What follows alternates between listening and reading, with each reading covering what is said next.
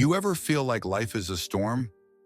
One minute you're sailing smoothly, and the next you're caught in a whirlwind of chaos. Work deadlines, family pressures, endless notifications, or just that nagging voice in your head asking, "Am I doing this right?" I've been there. We all have. For years, I searched for something to anchor me, something to help me navigate the ups and downs without losing myself. And then I found Stoicism. This isn't just another self-help trend or a catchy philosophy to toss around at dinner parties. Stoicism, for me, became a way of life, a personal manifesto. Today, I want to share why I chose Stoicism, how it reshaped my perspective, and why it might just be the compass you didn't know you needed.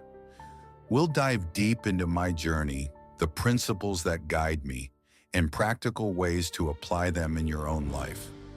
By the end, I hope you'll feel inspired to explore this timeless wisdom for yourself. Let's start at the beginning. Before we get into the heart of Stoicism, I think it's important to understand where I was coming from. My story might mirror yours in some ways, and that's the beauty of it. Stoicism speaks to universal human experiences. Part 1. My life before Stoicism. Before Stoicism, my life felt like a constant tug-of-war. I was chasing success, approval, and happiness, but it always seemed just out of reach. I'd get frustrated when things didn't go my way. Traffic jams, a bad day at work, or even a rainy day could throw me off. I'd lie awake at night, replaying conversations, worrying about the future, or beating myself up over mistakes. Sound familiar? Let me paint a fuller picture. I grew up in a typical suburban family where hard work was the mantra. My parents instilled in me the value of achievement, good grades, extracurriculars, the whole package. And it worked to a point. I landed a decent job in marketing, bought a small apartment, and surrounded myself with friends. But beneath the surface, there was this undercurrent of dissatisfaction. I was always planning for the next thing, the next vacation, the next gadget, the next milestone. I thought that if I just reached that next level, everything would fall into place. But life has a way of throwing curveballs. In my mid-20s, I went through a tough breakup. It wasn't just the end of a relationship. It felt like the end of my world. I obsessed over what went wrong, blamed myself, and let it affect my work and health. I gained weight, lost sleep, and my productivity plummeted. Then came the career setbacks, a promotion I was sure I'd get went to someone else, and a major client pulled out of a deal I'd spearheaded. I felt like a failure, like the universe was conspiring against me. I tried everything to cope. Therapy sessions, meditation apps, self-help books like The Power of Now or Atomic Habits. They helped a bit, but nothing stuck long-term. I was still reactive, letting external events dictate my inner state. I'd snap at loved ones over small things, doom scroll on social media comparing my life to others, and chase fleeting pleasures to numb the discomfort. It was exhausting, like running on a treadmill that never stopped. I was stuck in a cycle of reacting to everything around me, letting the world dictate my emotions. One day I hit a breaking point. A project I'd poured months into fell apart due to circumstances beyond my control, a market shift that no one saw coming. I remember sitting in my car after the meeting, staring at the rain on the windshield, tears mixing with the droplets. I wondered, why does this keep happening? Why can't I just be okay? That's when I realized I needed something more than quick fixes or motivational quotes. I needed a framework, a way to make sense of life's chaos, to build resilience from the inside out. Part 2. Discovering Stoicism. That's when I stumbled across Stoicism. It wasn't through a grand epiphany or a dusty old book in a library. It was a podcast of all things. I was commuting to work, listening to a show on personal development, and the host mentioned Marcus Aurelius, a Roman emperor who wrote about staying calm in the face of chaos. I was intrigued. An emperor dealing with the same kind of struggles I had? Someone who ruled one of the greatest empires in history, yet grappled with doubt, loss, and the human condition?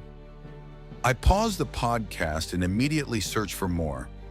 That evening, I downloaded Meditations by Marcus Aurelius on my e-reader. As I read, lines jumped out at me. You have power over your mind, not outside events. Realize this, and you will find strength. It was like he was speaking directly to me, across centuries. From there, I explored Seneca's letters to Lucilius, where he talks about living as if each day is your last, and Epictetus's Enchiridion, a handbook for freedom from emotional turmoil. What drew me in was how practical it all was. Stoicism isn't some esoteric philosophy reserved for academics. It was born in ancient Greece and Rome, founded by Zeno of Citium around 300 BCE, and popularized by figures like Epictetus, a former slave, Seneca, a wealthy advisor to Nero, and Marcus Aurelius, the emperor. These men came from vastly different backgrounds, yet they all emphasized the same core ideas: virtue, reason, and acceptance. I spent weeks immersing myself. I'd read a passage in the morning, journal about it during lunch, and reflect on it before bed. It wasn't easy at first. Old habits die hard. But slowly, I started seeing patterns in my life that aligned with Stoic teachings. Stoicism, at its core, is about focusing on what you can control and letting go of what you can't. It's about building an inner fortress, a mindset that stays steady no matter what life throws at you. The Stoics didn't promise a life without pain or problems. Instead, they offered tools to face those problems with clarity and courage. That resonated with me. I wasn't looking for a way to avoid life's storms. I wanted a way to stand strong in the middle of them. To give you a sense of its history, Stoicism evolved through three phases: early, Zeno, Cleanthes; middle, Panatius, Posidonius; and late, Seneca, Epictetus, Marcus. It influenced Christianity, Renaissance thinkers, and even modern cognitive behavioral therapy, CBT. But for me, it was the personal applicability that hooked me. Part 3, the core principles that changed me. Let me break down the Stoic principles that transformed how I see the world. These aren't abstract ideas, they're practical, actionable, and deeply human. I'll go into each one in detail, with examples from my life and quotes from the masters to illustrate. 1. Focus on what you can control. The dichotomy of control. Epictetus nailed this in his Enchiridion. Some things are up to us and some are not up to us. The Stoics taught me to draw a line between what's in my control and what isn't. Things up to us. Our opinions, pursuits, desires, aversions. In short, our internal world. Things not up to us. Our body, property, reputation, command over others, the external world. I can't control the weather, other people's opinions, or unexpected setbacks, but I can control my thoughts, my actions, and how I respond. This was a game changer. When I stopped wasting energy on things I couldn't change, like a rude coworker or a delayed flight, I felt lighter. I started asking myself, what can I do about this right now? That simple question became my anchor. Take my breakup, for instance. Before I obsessed over why it happened, what I could have said differently. Now I realize the other person's choices weren't in my control. What was? My healing process. Exercising, seeking support, learning from the experience. Applying this at work, when a client backs out, I focus on refining my pitch or exploring new leads, not dwelling on the loss. To practice this, I keep a journal. Each evening, I list 3 things out of my control that bothered me and reframe them. It's liberating. 2. Embrace amor fati, love your fate. This one hit me hard. Amor fati, or love your fate, a concept Nietzsche borrowed from the Stoics, but rooted in Marcus Aurelius's writings. Accept the things to which fate binds you, and love the people with whom fate brings you together, but do so with all your heart. At first, that sounded crazy. Why would I choose to get stuck in traffic or deal with a health scare? But then I got it. It's not about pretending everything's great. It's about accepting reality as it is and finding a way to grow from it. It's willing what happens, seeing obstacles as opportunities. I started practicing this by reframing setbacks. Instead of saying, "Why is this happening to me?" I'd say, "This is happening. How can I make the best of it?" When my car broke down last year, instead of fuming, I used the time waiting for the tow truck to listen to an audiobook on philosophy. It turned a frustrating hour into a productive one.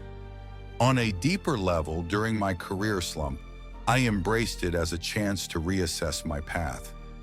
Maybe that failed project was fate pushing me towards something better, like starting a side hustle in content creation, which led to this very video. Seneca advises imagining fate as a wise teacher.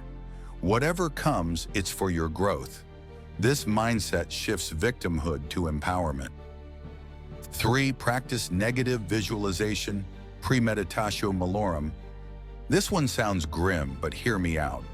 The Stoics used a technique called premeditatio malorum, imagining the worst-case scenario. Not to be pessimistic, but to prepare yourself mentally. By thinking through what could go wrong, you strip away the fear of the unknown. It's like mental rehearsal for life's challenges. Seneca wrote, "He robs present ills of their power who has perceived their coming beforehand." I started doing this before big meetings or tough conversations. I'd imagine the worst outcome, say bombing a presentation, and realize it wasn't the end of the world. I'd still be okay. This practice didn't just reduce my anxiety, it made me more confident and prepared. For example, before a family gathering where tensions run high, I visualize arguments and plan calm responses. It helps me stay composed. I also apply it to bigger fears like losing my job. What would I do? Update my resume, network, cut expenses? Knowing I have a plan eases the dread. Extend this to daily life. Visualize losing possessions to appreciate them more. It fosters gratitude and detachment. 4. Cultivate virtue, the 4 cardinal virtues. The Stoics believe the only true good is virtue, wisdom, phronesis, courage, Andrea, justice, dikaiosune, and self-discipline, sophrosyn. Everything else, money, fame, even health, is secondary or preferred indifference. Marcus Aurelius reminds us, "Waste no more time arguing about what a good man should be one." This flipped my priorities. I stopped measuring my worth by external achievements and started focusing on being a better person. Am I acting with integrity? Am I treating others with kindness? Am I staying true to my values? These questions became my guideposts. Wisdom, seeking knowledge, making rational decisions. Courage, facing fears, standing for what's right. Justice, fairness, empathy toward others. Self-discipline, moderation, controlling impulses. In practice, when tempted to gossip, I ask, is this just? It stops me. Or when procrastinating, self-discipline kicks in. Do it now. Virtue became my North Star, leading to authentic fulfillment. Part 4, How Stoicism Changed My Life. So what's different now? Stoicism didn't make my life perfect. I still have bad days. I still get frustrated or stressed, but I'm not at the mercy of those emotions anymore. I've learned to pause, breathe, and choose my response.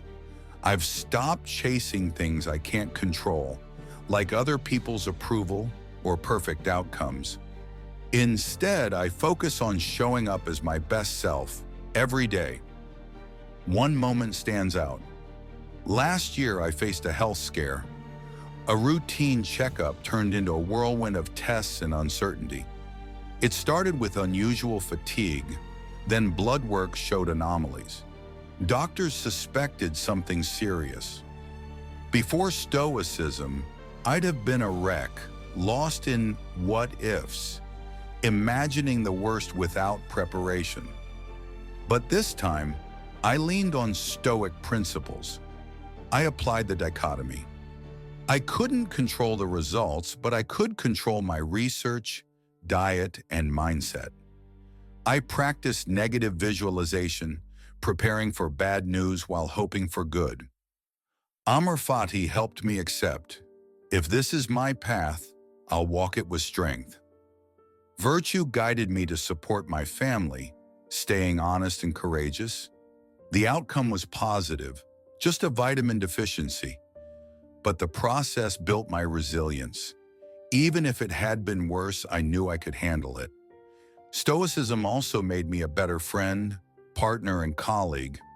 By focusing on virtue, I've become more patient and empathetic. I listen more, react less. I try to see things from others' perspectives, even when it's hard. And that's made my relationship stronger. For instance, with my siblings, we used to argue over trivial things. Now I focus on what's in my control, my words, and embrace family dynamics as they are. Professionally, I'm more productive. No more emotional roller coasters from feedback. I view criticism as a gift for growth. My side projects, like this manifesto, stem from Stoic-inspired discipline. Physically, I'm healthier. Stoicism encourages moderation. Seneca's "Live simply." I eat mindfully, exercise regularly, without extremes. Mentally, anxiety has dropped. Journaling Stoic reflections is my ritual. It's not overnight change, but gradual, profound. Part 5. Stoicism in the Modern World. Applications and challenges. Now let's talk about why Stoicism matters today in our hyper-connected, fast-paced world. We're bombarded with distractions, social media algorithms designed to hook us, 24/7 news cycles fueling fear, consumer culture promising happiness in purchases. It's easy to lose ourselves. Stoicism cuts through that. It's timeless because human nature hasn't changed. The same passions that plagued Romans, anger, greed, fear, plague us. But with tools like smartphones, temptations are amplified. Apply the dichotomy to social media. You control your scrolling time, not likes or comments. Set boundaries 30 minutes a day and focus on meaningful connections. Amor fati in a pandemic world. Embrace remote work as a chance to bond with family or learn skills. Negative visualization for finances. Imagine market crashes to build emergency funds without panic. Virtue and ethics. In a polarized society, justice means empathetic discourse. Courage means speaking truth. Challenges. Stoicism can seem stoic, cold, but it's not suppressing emotions, it's managing them. Epictetus felt pain but chose responses. Misconceptions. It's not passive. Stoics were active. Marcus ruled an empire. In business, leaders like Tim Ferriss or Ryan Holiday credit Stoicism for success. In sports, athletes use it for mental toughness. For mental health, it complements therapy. CBT draws from Stoicism, reframing thoughts. Try daily practices. Morning meditation on control. Evening review of virtues. Part 6. Comparing Stoicism to other philosophies. To appreciate Stoicism, compare it to others. Buddhism shares acceptance and mindfulness, but Stoicism is more action-oriented, emphasizing civic duty. Epicureanism seeks pleasure through simplicity, but Stoics see virtue as the highest good, pleasure secondary. Existentialism, Sartre, Camus, stresses creating meaning. Stoics find it in nature's rationality. Aristotelianism balances virtues. Stoics prioritize them absolutely. What sets Stoicism apart? Its practicality. No need for monasteries or rituals. It's for everyday people. Part 7. My personal manifesto. So here's my personal manifesto, shaped by Stoicism. I will focus on what I can control and release what I cannot. I will embrace every moment, good or bad, as an opportunity to grow. I will prepare for challenges not with fear, but with clarity and courage. I will strive to live with wisdom, courage, justice, and self-discipline, knowing that virtue is the only true good. I will choose to be present, to act with intention, and to find peace in the life I have, not the life I wish for. I will practice gratitude daily, reflecting on life's gifts. I will treat others with empathy, remembering we're all navigating the same human struggles. I will learn from setbacks, viewing them as teachers sent by fate. I will live simply, valuing experiences over possessions. I will commit to continuous growth, reading, reflecting, and applying these principles every day. This is why I choose Stoicism. It's not just a philosophy, it's my compass, my anchor, my way of showing up in the world. In conclusion, I'm not saying Stoicism is the answer to everything. It's not a magic fix, but for me, it's been a lifeline, a way to find meaning, resilience, and peace in a world that's often overwhelming. If you're feeling lost, stuck, or just curious, I invite you to explore Stoicism. Pick up Meditations by Marcus Aurelius or Letters from a Stoic by Seneca. Try one principle, like focusing on what you can control for a week. See what shifts. Join online communities like Stoic forums or podcasts. Experiment with apps that send daily Stoic quotes. Start a journal. The key is consistency. Small steps lead to big changes. Life will always have its storms. But with Stoicism, you can learn to stand tall in the rain, to find calm in the chaos, and to live a life that's truly yours. Thanks for joining me on this journey. Now go write your own manifesto